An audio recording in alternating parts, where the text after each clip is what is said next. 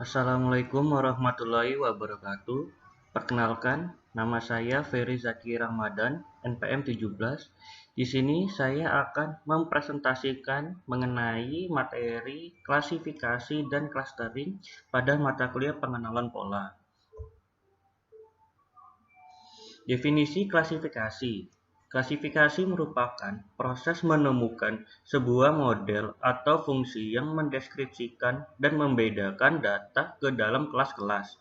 Klasifikasi melibatkan proses pemeriksaan karakteristik dari objek dan memasukkan objek ke dalam salah satu kelas yang sudah didefinisikan sebelumnya.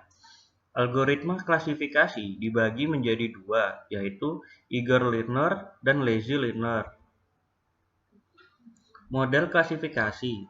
Klasifikasi merupakan pekerjaan yang melakukan pelatihan atau pembelajaran terhadap fungsi target F yang memetakan setiap set atribut fitur X ke satu dari sejumlah label kelas Y yang tersedia.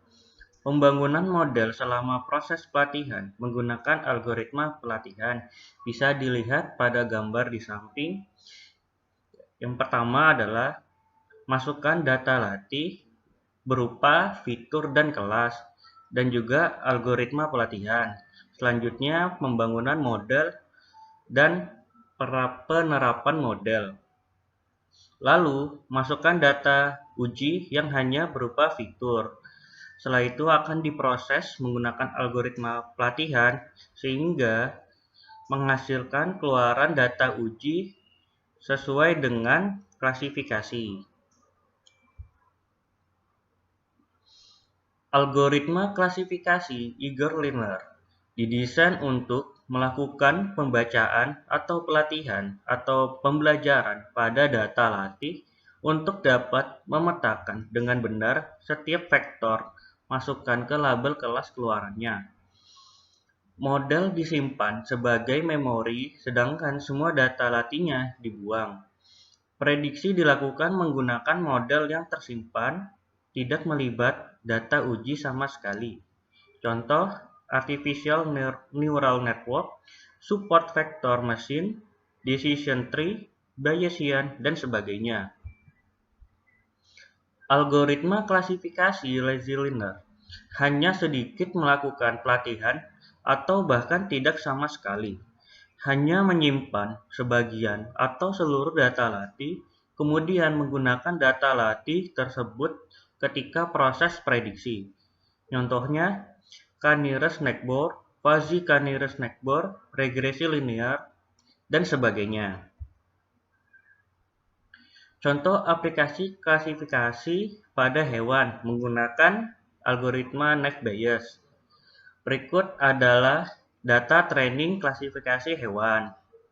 Jika ada sebuah data uji berupa hewan musang dengan nilai fitur penutup kulit sama dengan rambut, melahirkan sama dengan ya, berat sama dengan 15, pertanyaannya, masuk kelas manakah untuk hewan musang tersebut?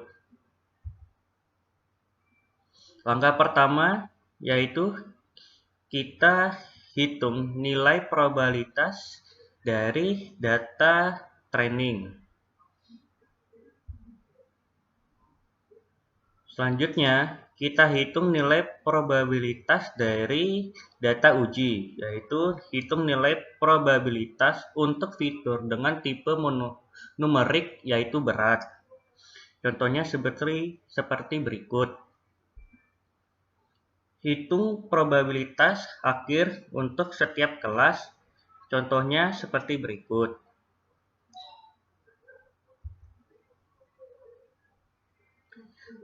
Nilai tersebut dimasukkan untuk mendapatkan probabilitas akhir. Nilai alfa sama dengan 1 per px. Pasti nilainya konstan, sehingga tidak perlu diketahui karena terbesar dari dua kelas tersebut tidak dapat dipengaruhi px. Karena nilai probabilitas akhir terbesar ada di kelas mamalia, maka data uji musang diprediksi sebagai kelas mamalia bisa dilihat dari probabilitas mamalia tersebut. Selanjutnya yaitu clustering. Clustering merupakan pengelompokan data tanpa berdasarkan kelas data tertentu ke dalam kelas objek yang sama. Sebuah cluster adalah kumpulan rekor yang memiliki kemiripan suatu dengan yang lainnya dan memiliki ketidakmiripan dengan record dalam cluster lain. Tujuannya adalah untuk menghasilkan pengelompokan objek yang mirip satu sama lain dalam kelompok-kelompok. Semakin besar kemiripan objek dalam satu cluster dan semakin besar perbedaan tiap cluster, maka kualitas analisis cluster semakin baik. Algoritma clustering yaitu dua metode paling umum dalam algoritma cluster adalah metode hierarki dan metode non-hierarki. Penentuan metode mana yang akan dipakai tergantung kepada peneliti dan konteks penelitian dengan tidak mengabaikan substansi, teori, dan konsep yang berlaku. Keuntungan metode hierarki adalah cepat dalam proses pengolahan sehingga menghemat waktu, namun kelemahannya metode ini dapat menimbulkan kesalahan. Selain itu, tidak baik diterapkan untuk menganalisis sampel dengan ukuran besar. Metode non-hierarki memiliki keuntungan lebih daripada metode hierarki. Hasilnya memiliki sedikit kelemahan pada data outlier, ukuran jarak yang digunakan, dan termasuk variabel tak relevan atau variabel yang tidak tepat.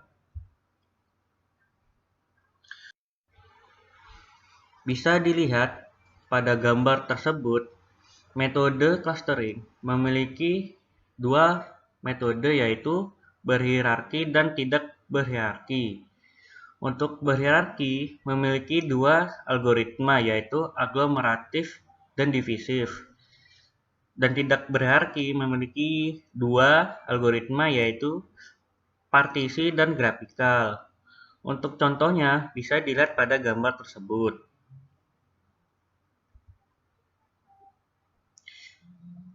Pada metode hierarki, data dikelompokkan melalui satu bagan yang berupa hierarki, di mana terdapat penggabungan dua grup yang terdekat di setiap iterasinya, ataupun pembagian dari seluruh set data ke dalam cluster. Langkah melakukan hierarki clustering yaitu identifikasi item dengan jarak terdekat, gabungkan item itu ke dalam satu cluster, hitung jarak antar cluster. Selanjutnya, ulangi dari awal sampai semua terhubung. Pada metode non-hierarki berbeda dengan metode hierarki. Prosedur non-hierarki atau K-means clustering dimulai dengan memilih sejumlah nilai cluster awal sesuai dengan jumlah yang diinginkan dan kemudian objek digabungkan ke dalam cluster-cluster tersebut. Contoh aplikasi clustering menggunakan algoritma K-means. Tabel di samping merupakan tabel dataset dari 15 mahasiswa yang mengikuti mata kuliah pengenalan pola. Dari 15 mahasiswa tersebut akan dikelompokkan menjadi 3 bagian, yaitu kelompok pintar, sedang, dan kurang. Tahap selanjutnya, setelah menentukan dataset, maka perlu menentukan jumlah cluster yang akan dibentuk. Adapun cluster yang akan dibentuk antara lain cluster 1 pintar, cluster 2 sedang, cluster 3 kurang. Selanjutnya, tetapkan C pusat cluster awal secara random bisa dilihat pada tabel tersebut. Yaitu cluster 1 terdapat 3 nilai yaitu 96, 93, 85, cluster 2, 70, 75, 80, cluster 3, 60, 55, 48.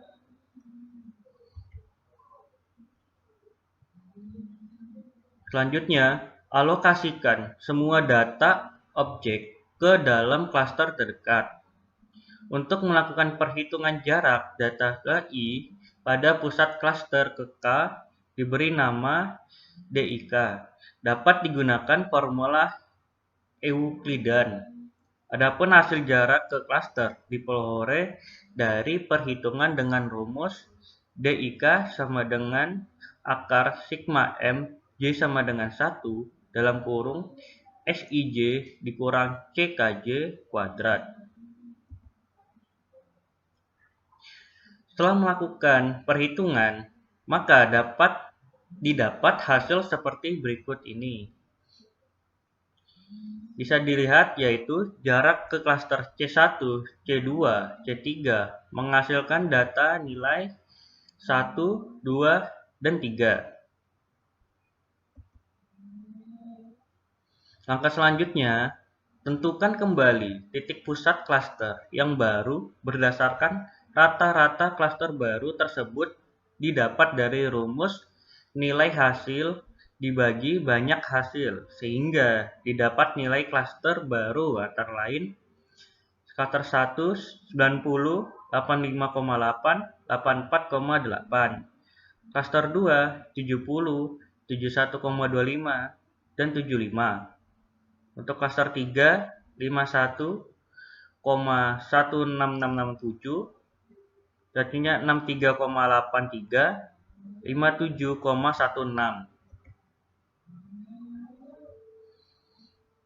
Lakukan kembali perhitungan hingga titik pusat dari setiap klaster tidak berubah. Berikut hasil yang didapat setelah perhitungan dengan klaster yang baru.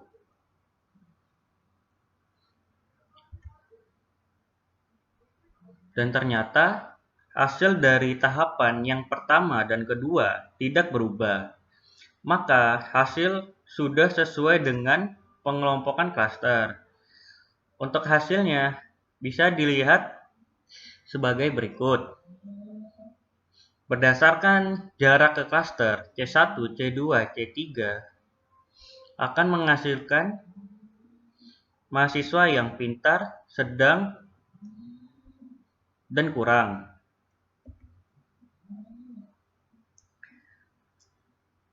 Perbedaan dari klaster dan klasifikasi. Clustering dipakai ketika tidak diketahuinya bagaimana data harus dikelompokkan.